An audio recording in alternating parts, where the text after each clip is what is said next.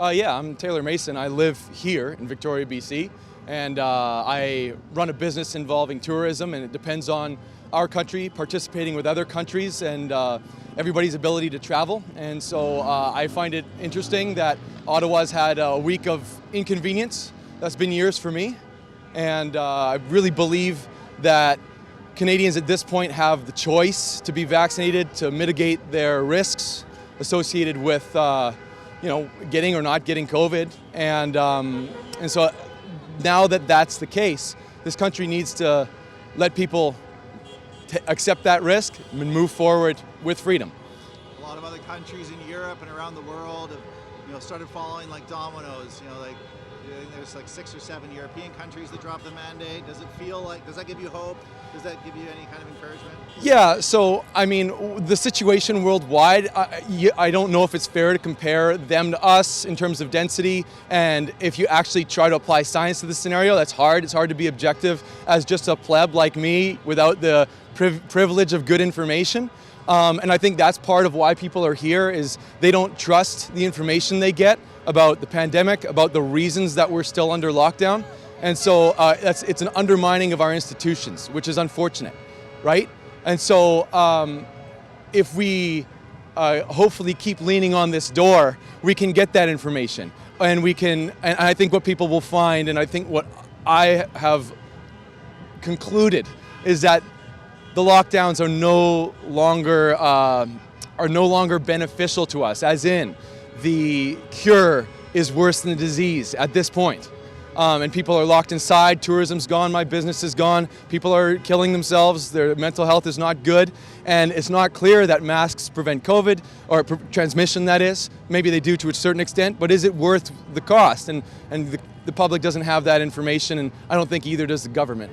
I don't think it's clear that the Omicron is even blocked by the vaccine. Yeah, well, I've been double vaccinated. I believe in being vaccinated. I think the risk reward to that is intuitive, and I think you should get it. But I think you need to have the ability to choose. And I had COVID, and it was an absolute joke, but I'm a healthy guy and I'm a young guy. And so why are healthy young guys forced to stay inside, forced to be masked? And I believe in protecting our seniors. My grandmother's 100, almost 101. And she needs all the protection. The people who work with her need the masks. People who work with her need the vaccines and the boosters, just to keep them as safe as we can. And we know that they are at higher risk. But for normal people in Canada, it's over. And the Liberal government has to recognize that. And I think everybody here would go away if they just put a plan in place. If they said, this is the path forward, this is when it stops. And that hasn't happened, and that's why people are here. They want results, they want some answers, and the Conservative government will apply the pressure, and I hope the new leadership there leads us in a positive direction. The protesters today, is it a mixed group of people? You hear certain... Yeah, I think the mainstream media depicts these groups of people to be sort of fringe minorities, Nazis, and that kind of stuff. That is absolute garbage. 100% garbage.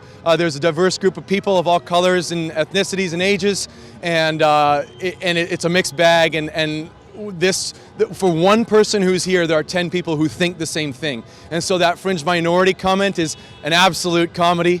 That is not true. There are millions of Canadians who are on the same page. And so, it's not a hate group. That needs to be put to bed with finality. And maybe CBC's been paying guys with swastikas to run around here, but that might just give them some ammo. But that's not what this is. What are your thoughts on the GoFundMe fiasco? Yeah, so that's straight up thievery. Now, and it's sort of indicative of past governments and past oppressive governments, of what they do to opposition. And so for the government of Canada to stand between those truckers being reimbursed for their gas and for their food, because that's really what it's about. And I did donate to that fund, and I will get my charge back. Hopefully, it will cost GoFundMe to do what they've done. But that's not something we can let happen as a populace.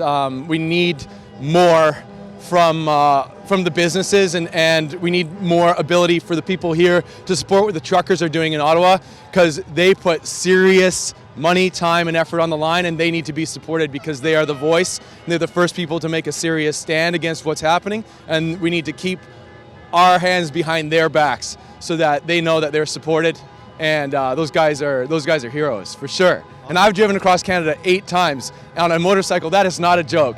You know, you don't do that lightly. So yeah, Lake Superior, that North Shore, that's no fun. So they did it, and we need to get behind them and keep them in Ottawa, keep them parked.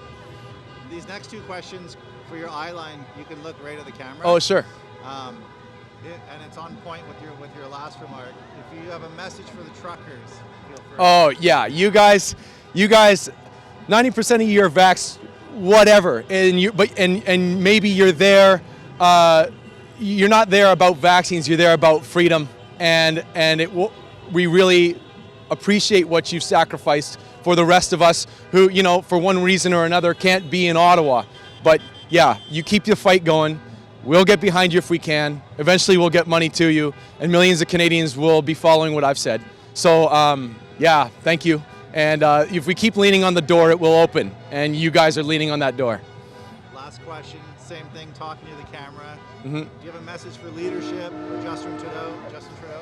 Yeah, I mean, I've been watching what's happening in the House of Commons, and there's a lot of squabbling going on. I think some of the language coming from our Prime Minister about protesters is not constructive, and I hope that, you know, eventually the science will actually dictate to decisions and not opinion polls, because lots of politicians have been involved, and I believe the last year of these restrictions have been down to opinion polls and not the science. And so let reason guide your decisions.